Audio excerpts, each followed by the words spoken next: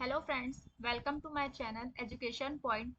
आज मैं English pedagogy से रिलेटेड मोस्ट आईएमपी क्वेश्चंस लेकर आई हूँ। ये क्वेश्चंस आपके एग्जाम पॉइंट ऑफ व्यू से काफ़ी इंपॉर्टेंट है। अगर आप सीजी टेट की तैयारी कर रहे हैं तो इस वीडियो को ज़रूर ज़रूर देखिएगा। तो आप इस वीडियो को बिना स्किप किए देखिएगा, जिससे कि आपको सभी क्वेश्चंस डिटेल में समझ में आए। और अगर आपको ये वीडियो आपके एग्जाम पॉइंट ऑफ व्यू से हेल्पफुल लगे तो मुझे कमेंट बॉक्स में ज़रूर बताइएगा, ताकि मैं इसी तरह और भी क्वेश्चंस को लेकर आऊं आप लोगों के लिए। ये सभी क्वेश्चंस काफ़ी इंपॉर्टेंट हैं और परीक्षा में ज़रूर पूछे जा सकते हैं, तो वीडियो को लास्ट तक देखिएगा। चलिए शुरू करते हैं। आज का हमारा पहला क्वेश्चन है, Which one of the following is a prerequisite for English language learning? Prerequisite मतलब हो जाएगा पूर्व आवश्यकता, है ना। तो पूर्व आवश्यकता है अंग्रेजी भाषा शिक्षण के लिए इन चारों में से किसकी? Option A expensive learning materials की, option B input rich environment की, option C specially trained teachers की, या option D intelligent and creative peers की। पीयर्स यानी कि समूह, ठीक है, बच्चों का समूह हो जाएगा। और स्पेशली ट्रेन्ड टीचर, तो इसका सही आंसर हो जाएगा प्री रिक्वासाइट यानी कि पूर्व आवश्यकता होती है अंग्रेजी भाषा शिक्षण के लिए। ऑप्शन बी इसका सही आंसर होगा। ट्रेन टीचर की आवश्यकता भी नहीं है और ना ही एक्सपेंसिव लर्निंग मटेरियल, एक्सपेंसिव यानी कि बहुत ही ज़्यादा एक्सपेंसिव, तो इसकी भी मटेरियल्स की आवश्यकता नहीं होती है।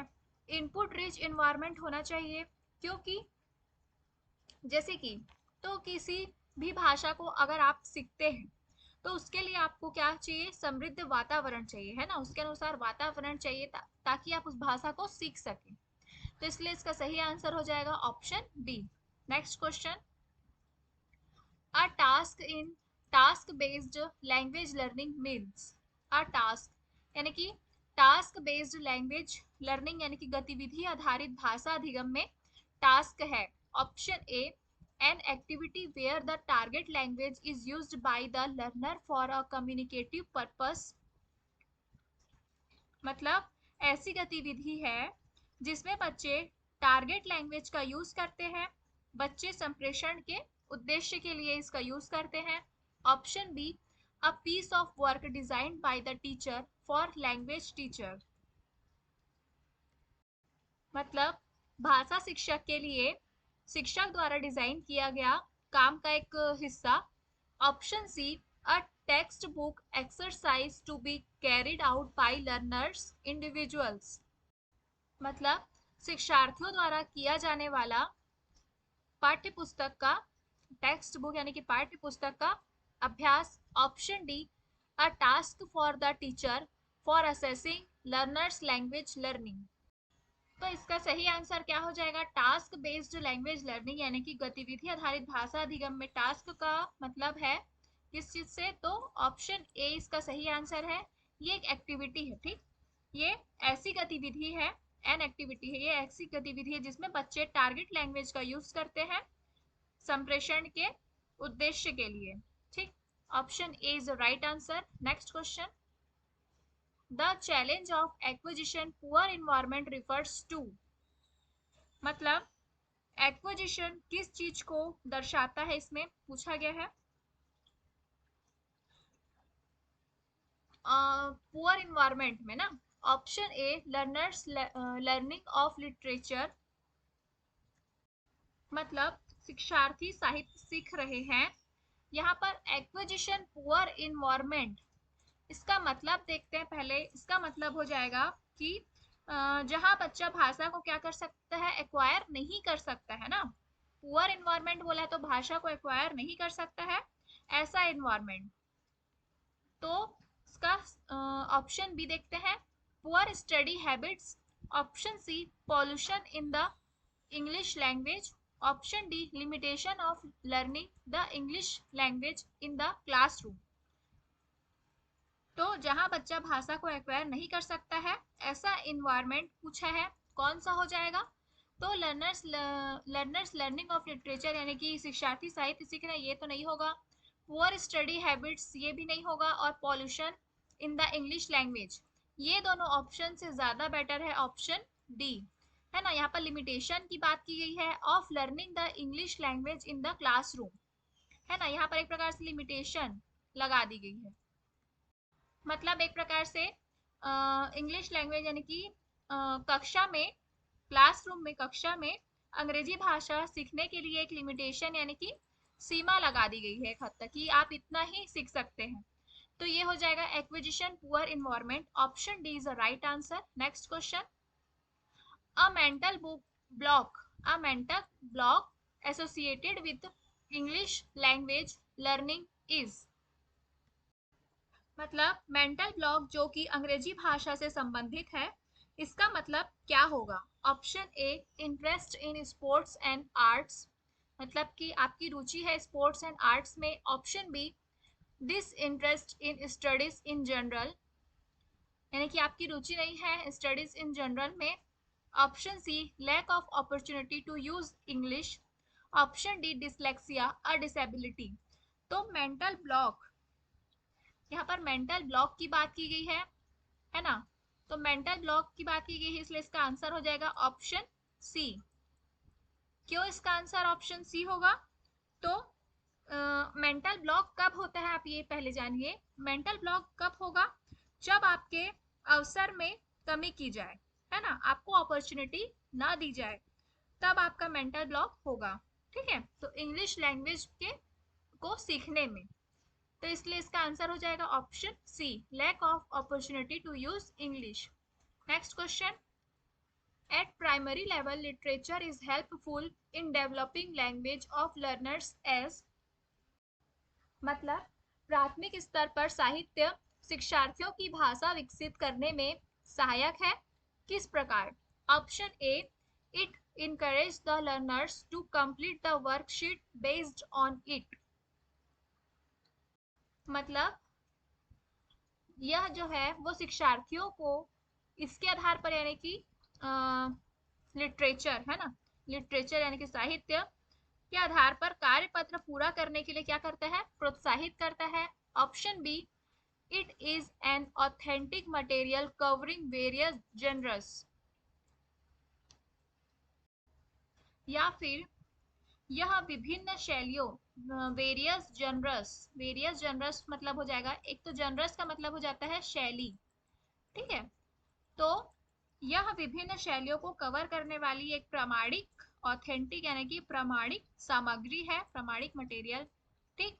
Option see it develops teacher interpretative creative and critical abilities, मतलब यह एक शिक्षक के व्याख्यात्मक, है ना, इंटरप्रिटेटिव यानी कि व्याख्यात्मक, रचनात्मक और महत्वपूर्ण क्षमताओं को विकसित करता है। Option D it is a good basis for the only expansion of vocabulary, मतलब यह जो है वो शब्दावली के एकमात्र विस्तार के लिए क्या होगा, एक अच्छा आधार होगा। तो इसका सही आंसर हो जाएगा option B it is an authentic material covering various genres. ठीक है, option B is the right answer, यानी कि विभिन्न शैलियों को क्या करता है, प्रमाणित तौर पर कवर करता है। Next question, a storytelling as a strategy in a language teaching is aimed at, जैसे कि जब आप कुछ पढ़ा रहे हो और पढ़ाने के लिए आपको स्टोरी यानी कि कहानियों का यूज कर रहे हो आप एज अ स्ट्रेटेजी यानी कि स्ट्रेटेजी के रूप में, तो भाषा शिक्षण में आपका उद्देश्य यह है कि option A learning the morals, यानी कि बच्चों को नैतिकता का ज्ञान हो। Option B learning to retell the story, यानी कि कहानी को पुनः कह सके। Option C engaging learners with language, मतलब भाषा के साथ बच्चे संलग्न हो सके। Option D testing the memory of learners, या बच्चों की याददाश्त का टेस्ट करना।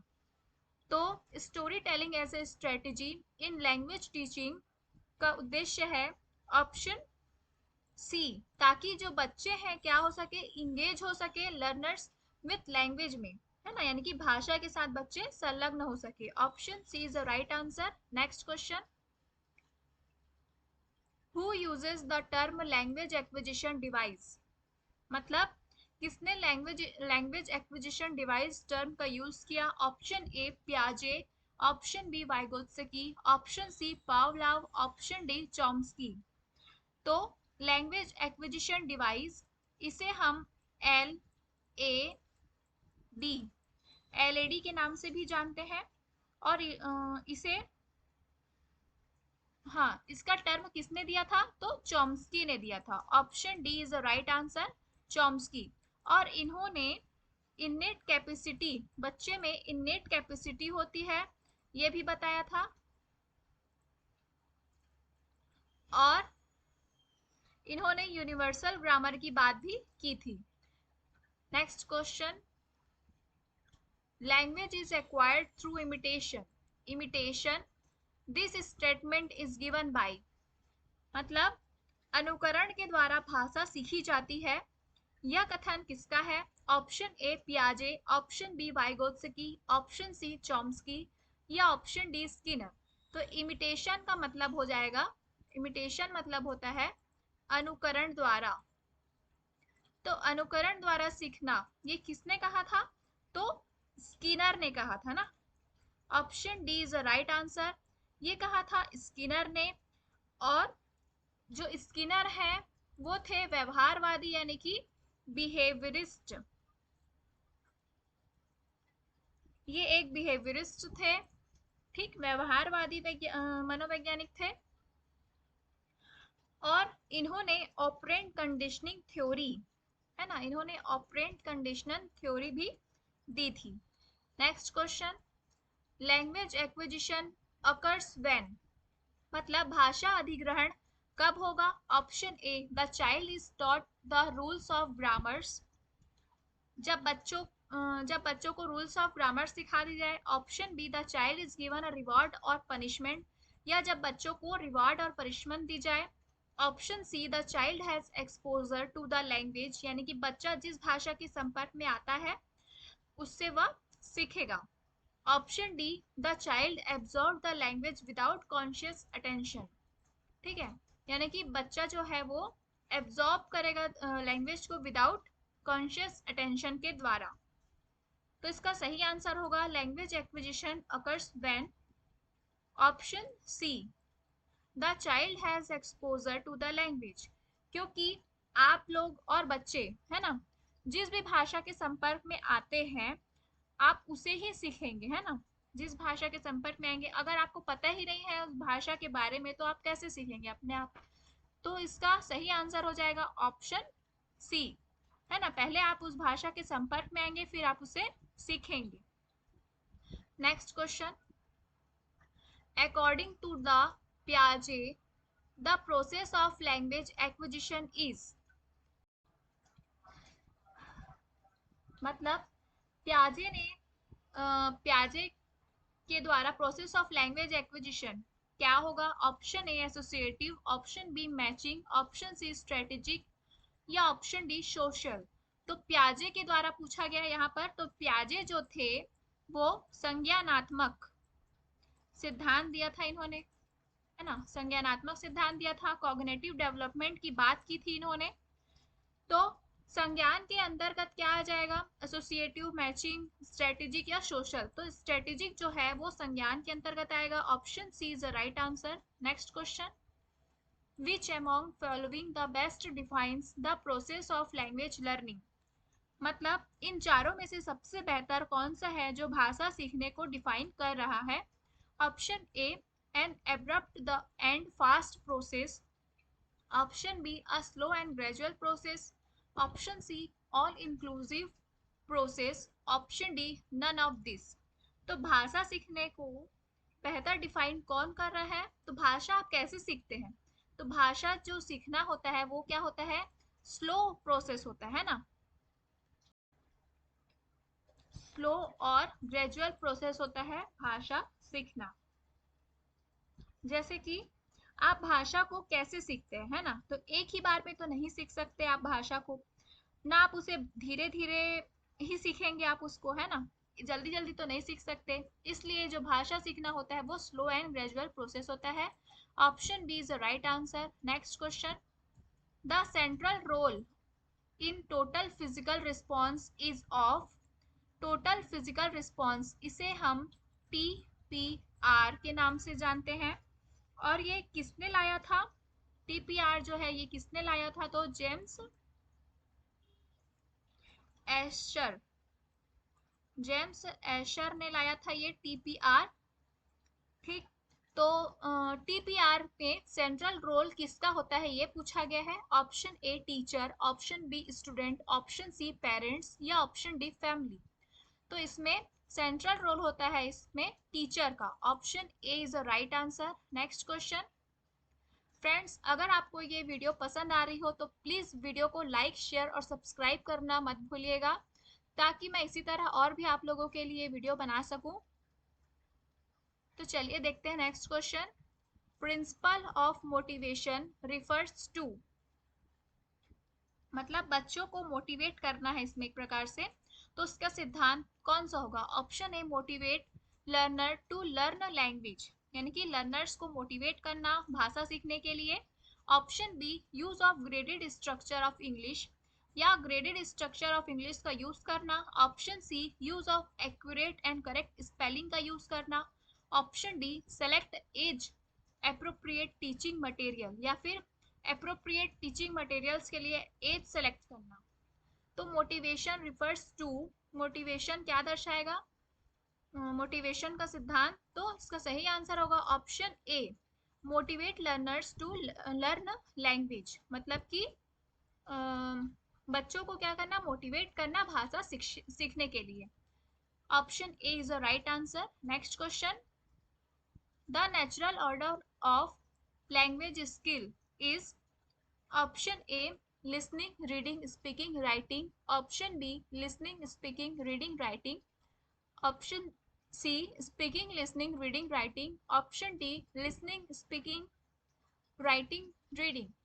तो द नेचुरल ऑर्डर, यानी कि नेचुरल ऑर्डर है लैंग्वेज स्किल्स का, वो होगा LSRW, है ना? यानी कि listening speaking reading and writing. Option B is the right answer.